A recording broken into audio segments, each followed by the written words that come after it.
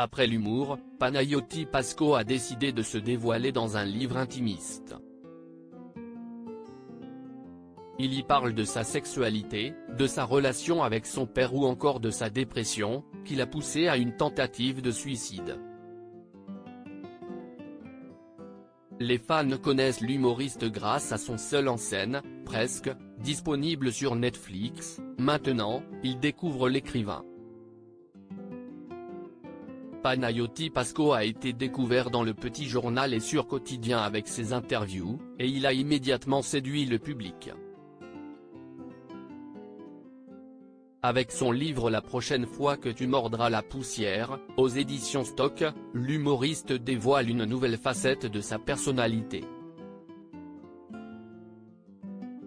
J'ai commencé à écrire ce livre pour combler des insomnies.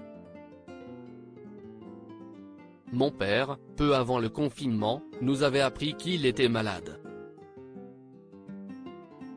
Je n'ai pas réussi à digérer l'info tout de suite, explique Panayotis Pasco à nos confrères de Elle. J'ai d'abord envisagé comme un second spectacle. Mais, petit à petit, j'ai eu envie d'aller de plus en plus dans l'introspection et de laisser le fond envahir la forme. Dans les pages, il y parle de sa relation avec son père, de sa sexualité ou encore de sa dépression, qui l'a déjà poussé à commettre le pire.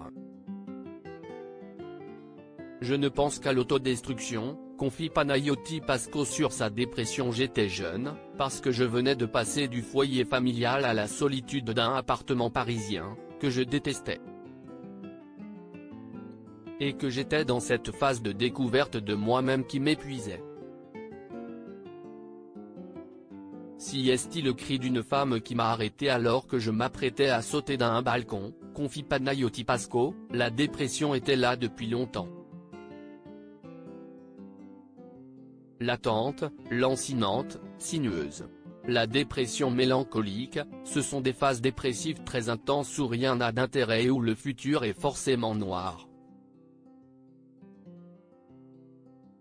Mon cerveau ne produit plus de sérotonine, et je ne pense qu'à l'autodestruction. Et du coup, arrivent les plus grandes peurs de l'inconscient qui vous poussent au suicide, ajoute l'humoriste. Un soutien familial. Si est après une discussion avec son père que Panayotis Pasco a découvert que sa maladie était héréditaire.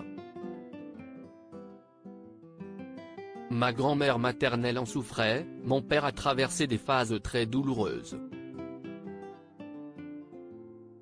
J'ai un ADN chargé en mélancolie, explique-t-il. Dans ce combat contre la dépression, l'humoriste peut compter sur le soutien de ses proches, et notamment de ses frères. Lorsque j'ai replongé, il y a 6 mois, mes frères m'ont sauvé la vie.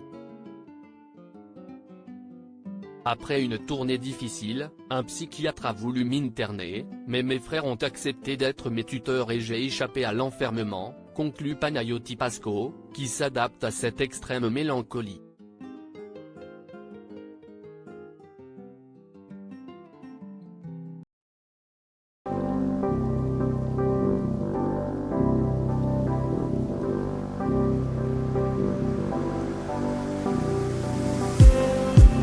Just